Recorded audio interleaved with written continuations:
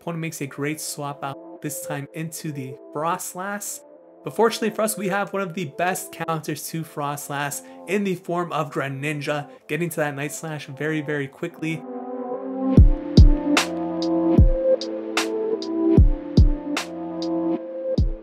What is going on, everyone? Welcome back to the channel. Ox here with another video. If you're new to the channel, we do upload Pokemon Go content mostly related to PvP. And if you're a returning subscriber like Calvin's son, thank you for the support. In today's video, we are taking a look at Greninja in the Ultra League Remix.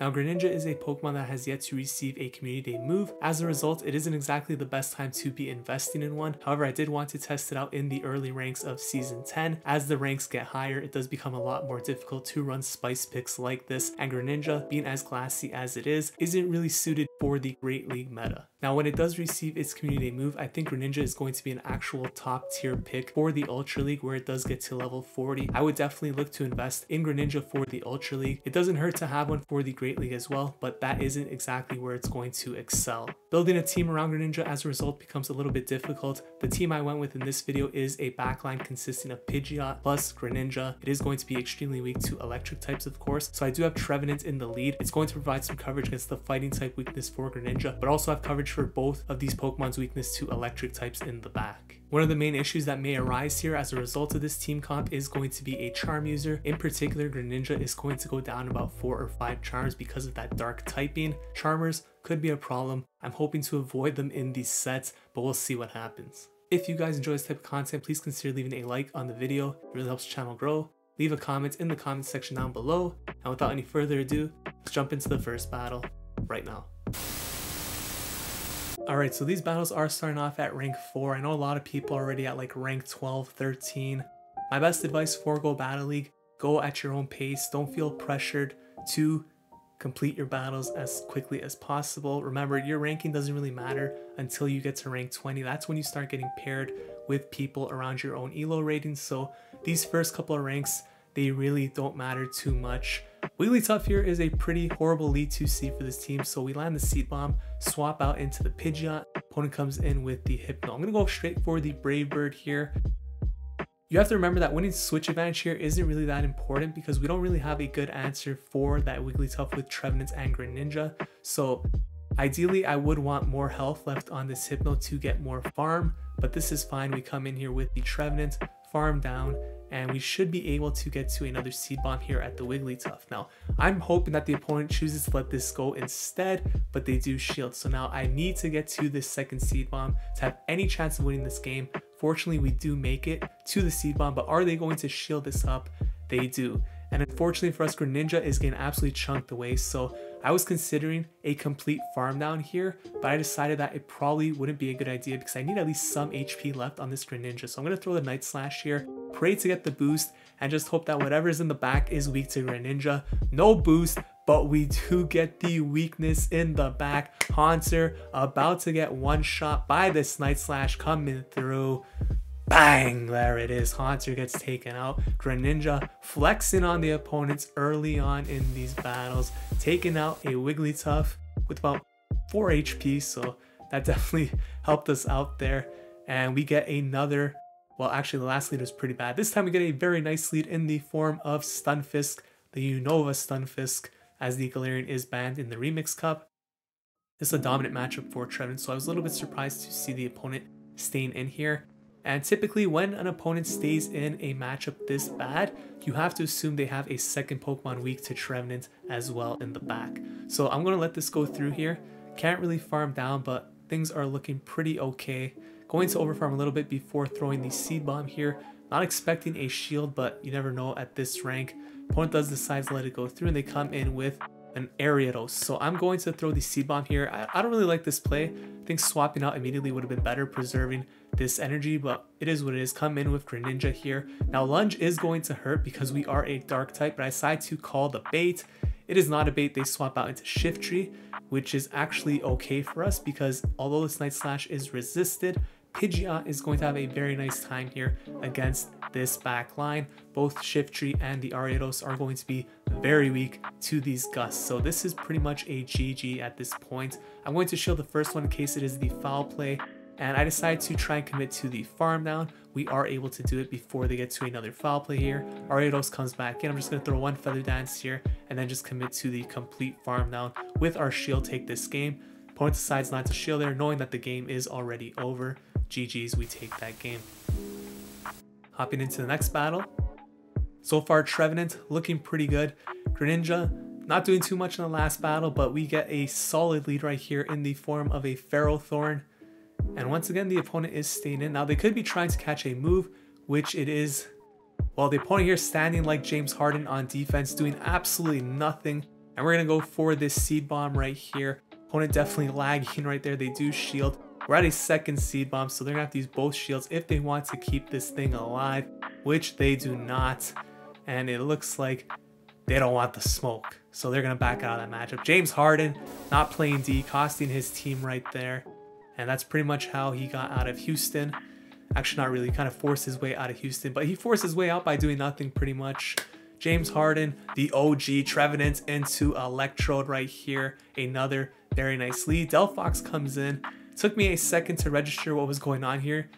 Should have came in with the Greninja immediately. And right here, I decided to shield only because I didn't know what moveset this thing had. Obviously, in hindsight, I could see that it has no moves that threaten Greninja, so I could have safely no shielded, but it's totally fine. Going to throw the Night Slash here. We did farm down completely, get the first shield from the Electrode. Going to throw the second Night Slash here. Can we get a boost with the Greninja? No, we cannot, and that seems to be the theme right here. And we get some lag. You can see I would have made the Night Slash very comfortably, but look at that lag. Almost get farmed down there without throwing the move. That would have been brutal. We do get off that Night Slash, thankfully, get KO'd. And now I'm going to come in Trevenant because we win CMP right here. All that energy on the Electrode going to waste because they have no shields left. And it looks like the opponent did not appreciate that and possibly quit the app because either they weren't expecting to lose CMP there or they didn't think we had a move, but clearly the opponent has left the battle, leaving their Lapras here to die on its own. And the funny part is that Lapras actually had a pretty decent matchup here against Trevenant and Pidgeot. Granted, it is down a shield, so the opponent would have lost anyways, but it would have been a somewhat close match still because Lapras had a pretty good matchup there against the backline, but we do take that game. Hopping into the next battle, we got Trevenant into Machamp. This is another beautiful lead right here, and you can see Trevenant seems pretty nice for this particular meta. We haven't ran into too many issues thus far, and I'm just gonna go for the Seed Bomb right here. And the opponent actually CMP ties, so this has to be a cross chop. I'm not going to shield this, of course. Cross chop comes through. It's doing absolutely nothing to us. I'm just going to build up again to the Seed Bomb here. Opponent makes a great swap out, this time into the Frostlass. But fortunately for us, we have one of the best counters to Frostlass in the form of Greninja, getting to that Night Slash very, very quickly. And we resist pretty much all the moves coming from Frostlass, unless it's run. No, actually, yeah, pretty much everything now that I think about it. So Machamp coming in, gonna throw the cross chop that one shots the Greninja. And you could come in with Pidgeot, you could come in with the Trevenant.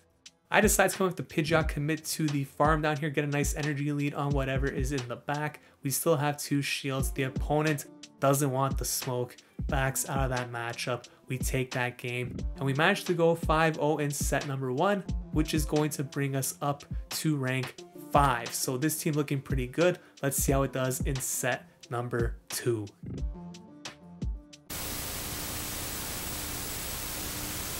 So jumping into the second set of battles right here, we are now at rank 5. Gonna run the same team here, Trevenant in the lead. Looked pretty solid in the last set. Let's see if we could keep that momentum going here. Trevenant is going to go up against an Abomasnow. Abomasnow, one of the hardest counters for this team. It could actually beat all 3 of these Pokemon. Pretty rough thing to see in the lead. I tried to catch the Weather Ball onto the Greninja. Obviously we failed, but the opponent over farming allows us to get to this Night Slash. This is a huge break for us right here. And since we got this damage, I decided I'm going to save my shields, let this go through. They actually go for the Weather Ball instead though, so another break for us. They swap out into a Gastrodon, which is extremely spicy. Going for the Night Slash here, hoping for the boost. We never get it. We never get the boost, get farmed down there. And I think I come in here with the Pidgeot, but in hindsight, coming in with the Trevenant probably makes more sense because Body Slam would be do nothing, whereas against the Pidgeot, Body Slam does hurt a little bit. So I think coming to a Trevenant might have made a bit more sense, get a very nice energy lead, but it's totally fine with the Pidgeot as well. I think actually the reason I came with Pidgeot is because I wanted to have moves ready to throw at the Abomasnow. Yeah, so that's probably why I came in here, because with that farm down now, I could pressure a shield here with the Feather Dance, which for some reason they did not shield. So I'm going to shield here knowing that that Gust will KO if they do not defer that energy onto their last Pokemon, which they do, coming with the Whiscash. I'm going to throw the Feather Dance here, which is actually kind of a waste to be honest, because Trevenants would one-shot here with a Seed Bomb, which I already had ready to go. So don't really like this play by me, but we should be in a good spot here regardless. They let that go through. Abomasnow comes back in. We sneak in the Shadow Claw, so once we shield here, that is going to register, take out the Abomasnow. We're going to be able to win that game against one of the more difficult leads to see with this team, and that is our 6th win in a row with this team. Hopping into the next battle, we got Trevenant into Porygon 2, which is a very interesting matchup. Now, if Porygon is running Blizzard, we can lose this match. However, if it is running, say, Zap Cannon or Hyper Beam or something, becomes a pretty solid matchup for Trevenant here. So I'm going to throw the Seed Bomb, swap out into the Pidgeot, which of course is risky because Zap Cannon, Blizzard, both threaten Pidgeot. I try to call the Tri-Attack, which we do. Frostlass comes in here. I tried to get to the Brave Bird, but we do lose CMP. So this is going to take out the Pidgeot here. I will come in with the Greninja and take it out basically with a Night Slash. We saw in the previous battle, Greninja is one of the best counters for Frostlass right here. Going to throw the Night Slash. This will take out the Frostlass. No point for the opponent to shield. And let's see what they're going to come in with. Come in with the Toxicroak here. So I'm going to land this Surf. And hopefully this goes through. Opponent thinking maybe it's only a Night Slash. They do let it go through. That deals huge damage. Swap out into the Trevenant to get a nice energy lead here. I am going to shield this up in case it is the Sludge Bomb, which it is. And now we are going to have to outpace this Porygon to 3 Seed Bombs here because they have 2 shields, of course. Now, if they don't have Blizzard, there really isn't too much to worry about here. But are we going to shield here? We do shield. It's the Zap Cannon. So at this point, the game should be over. Our attack fell. It doesn't matter. We should be able to safely get to 2 Seed Bombs here, get the final shield, and then the second one will take out the Porygon 2, and we're going to be able to win this game. So thankfully, this opponent was not running Blizzard, made that a bit easier of a matchup for us. As you see the Toxicroak sort of just bowing out there at the end. We take that game. 7 wins in a row heading into the next battle. Starting to face a couple of opponents that are higher up in rank now. Another very difficult lead here, this time Abomasnow. Actually, the regular Abomasnow a bit more difficult than the Shadow Abomasnow for this team. So I tried to catch, again, the Weather Ball onto the Greninja. Mistimed it this time, so we do have to burn a shield. And I'm going to try to do it again here. Build up to the Shadow Ball first, bait with the Seed Bomb, and then try to catch the Weather Ball onto the Greninja. As you can see, I fail again. So this is really bad for us because now we're down to 2 shields. And now the opponent makes a great swap out into Wigglytuff to catch this move. Thankfully, it's only a Seed Bomb. And now I'm going to come in with the Pidgeot here. But we have 0 shields. And right here, I think I make a misplay because I believe we could actually farm down here before the opponent reached a charge move. And if that is the case, throwing this energy is a big waste for us. And I'm pretty sure we could have farmed down there before they got to move because I think Ice Beam requires 9 charms and I think there were only like 6. So we probably could have farmed down there.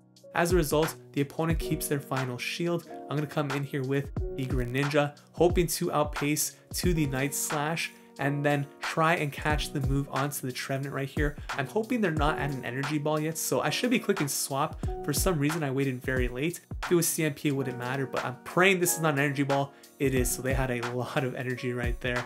And basically, this game is over. Hypno in the back.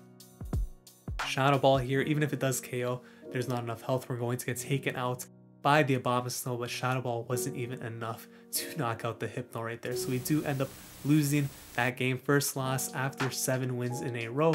Let's see if we can get back on the winning track. We see a Drifloon lead here. Now Drifloon is interesting because Trevenant, Pidgeot, Greninja all sort of have good matchups here. I do swap out into Greninja. We lure out the Drapion, which actually isn't too bad because Greninja could win this matchup. So I'm going to go straight for the Surf right here. At this point, even if I did go for the Night, obviously we shouldn't be going for the Night Slash against Drapion, but even if I did, I wouldn't get the boost. So going to shield right here in case it is the Sludge Bomb. It's a crunch that hurts because it was resisted damage, but we had to call the bait. I'm pretty sure Sludge Bomb would knock out Greninja. Night Slash comes through again, no boost, nothing new right here. Surf fetched in the back. I'm not going to get to the surf, so I just throw this Night Slash, hoping they think it is a surf and burn a shield, which they do. And now there's a decision to make here. Do I come to Trevenant or Pidgeot? I figure Pidgeot probably has the better matchup against the Drifloon, so I come in with the Trevenant right here. We should be able to take a Night Slash, so I'm not too worried. Night Slash comes through, we take it, and I'm going to throw this Seed Bomb here. Now, is the opponent going to shield this up right here? They do. And for some reason, I swap out into Pidgeot. I didn't really need to do this, but I did.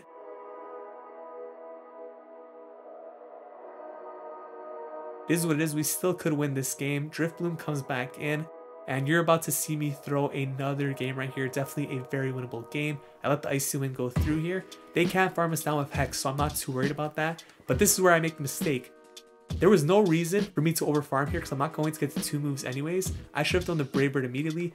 Instead, I have to burn that final shield to get off this Brave Bird, which is a huge mistake because now we get farmed down, but I could have won this game easily with Trevenant right here if I still had that shield. But because I took too long to throw the Brave Bird, I had to use that shield, which means there's no shield left to shield up that move, and we end up losing that game. Another classic throw by Noob Ox, and we have 2 losses in a row right here. So let's see what happens. Trevenant into an Ariados here in the last matchup of the video. If Ariados is running Mega Horn, this could actually be pretty bad for Trevenant, but that is way too soon. So it should be a cross poison. Still hurts quite a bit, dealing neutral damage. Going to build up to the Shadow Ball and then bait with the Seed Bomb right here. Pretty tricky lead. We do get the shield. I tried to swap out into the Pidgeot to catch, but against CMP, my timing has been off in this video, as you can tell. And this time I'm just going to go straight for the Shadow Ball here. If they do shield this, I'm just going to let the Trevenant go down if I'm unable to swap, which you could see is the case. Again, not able to swap out there in the Pidgeot. Cross Poison takes out the Trevenant. The opponent gets the boost, of course. So we're going to come in with Pidgeot, not able to farm down, and unfortunately because this is boosted, it's actually going to hurt quite a bit. As you could see, we do get the farm down there. We still have a shield, but they have a Lapras in the back. Thankfully, it is a Water Gun Lapras. It's actually pretty decent for Pidgeot. Going straight for the Brave Bird, and I'm going to swap out into the Greninja. And unfortunately for us, that is pretty much the one Pokemon in the back that we have absolutely zero chance against. So Greninja getting chunked away. We saw the highs and lows in this video of Greninja. Does get charmed down. Pidgeot is far too low here. If we didn't get hit by that cross poison boost, maybe we could have survived that damage, took that game, but we do end up losing 3 games in a row. We go 2-3. So after starting this video off with 7 straight wins, we do end up losing the last 3 games. 2 of them you saw we pretty much threw. Wigglytuff, a huge problem for the team. We managed to win against one Wigglytuff in the lead, but with the Greninja lined up against it in the back, pretty much 0 play. Nonetheless, Greninja is a very fun Pokemon to use and definitely something that you'd want to use in the early stages of the season as opposed to late in the season when you need to actually win some games. If you guys enjoyed this video, please consider leaving a like, commenting, subscribe to the channel. Thank you so much for watching. I'll see you guys in the next video. Take care.